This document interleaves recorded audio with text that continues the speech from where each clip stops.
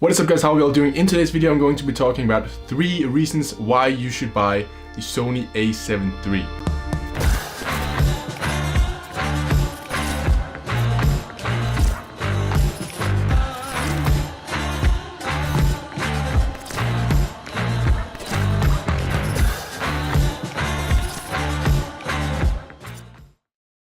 The first reason why you should buy the Sony a7 III is because it is a perfect hybrid camera. The Sony a7 III is obviously a full frame camera with 24 megapixels, has a bunch of different great features. What's really great about the Sony a7 III, however, is the fact that it's very good in terms of photography and videography at the same time. I'm gonna go into some more details in terms of videography later because there are some features that I figured was a very good thing about this camera. But in terms of photography, it has a bunch of great features. Obviously it can do 8 frames per second. It's not really, you know, absolutely top tier camera, but it can do the job when it comes to sports photography and stuff like that. Other than that, obviously it's a full frame camera. It has a very great image just straight out the camera, and it has a bunch of different settings. You can shoot JPEG, RAW, stuff like that, and it just overall creates very beautiful images, obviously only if you use it right, that is. And then with the video features, obviously Sony always put in some major video features that makes their cameras stand out in the DSLR market, that is. And that leads us to the next reason, which is flexibility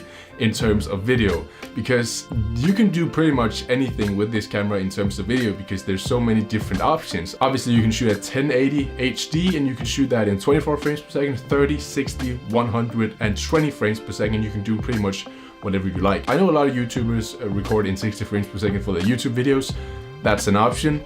Many films are being filmed in 24 frames per second. That's an option. Slow motion, 120 frames per second. You got it. That's perfect. It also has the option to go into 4K, shoot in 24 frames per second and 30 frames per second in crop. So there's a lot of options you can do. You can use it for pretty much everything in terms of video. You can use it as a face cam when you're a gamer. You can use it to record films, vlogs, everything that's YouTube related pretty much you can do, and a little extra. So in terms of flexibility, this camera is perfect. Third reason is its convenience, and obviously the Sony a7 series are mirrorless cameras that are very compact and small, which makes it a very convenient camera because it's actually a very small camera. I think it's the smallest camera that I've ever owned, and the fact that it's so small really actually helps you because when you're in tight spaces, you don't really want to be carrying a huge camera. And also the fact that it's not really as intimidating as like a huge 1DX or C200, you name it,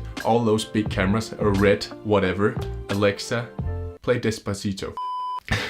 But it's not really as intimidating as like a huge camera because people don't really view the Sony a7 as like a huge and this guy is a professional and stuff like that. You can kind of be all casual about it even though it's like a perfectly fine camera. Is like up here, you know what I mean? Also the fact that it's small, it doesn't weigh as much as many other cameras in its price area, makes it a very convenient camera. And yeah, it's just overall a very convenient camera, which is a very big plus. And a little bonus reason as to why I should buy the camera, I decided to put this as a bonus because it really varies from person to person, but it is also the price tag. And yeah, it's $2,000. It's pretty expensive, and that's why I didn't want to include it as a major reason, because $2,000 is way too much for many people. The reason $2,000 is a very good price tag is because that compared to the other cameras in that price tag area, it has a lot more features. In my honest opinion, the Sony a7 III should be in the tier just below the 1DX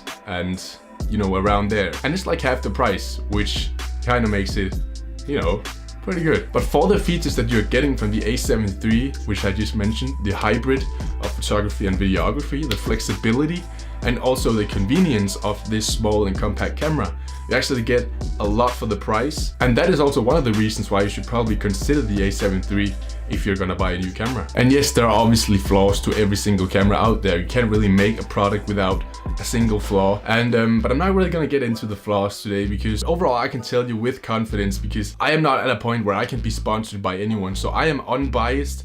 But having used this camera for a couple months, I consider that this camera is really the real deal. It's a perfect hybrid camera. You can do both photography, videography. It has that flexibility aspect which I mentioned in terms of frame rate, 4K HD, stuff like that.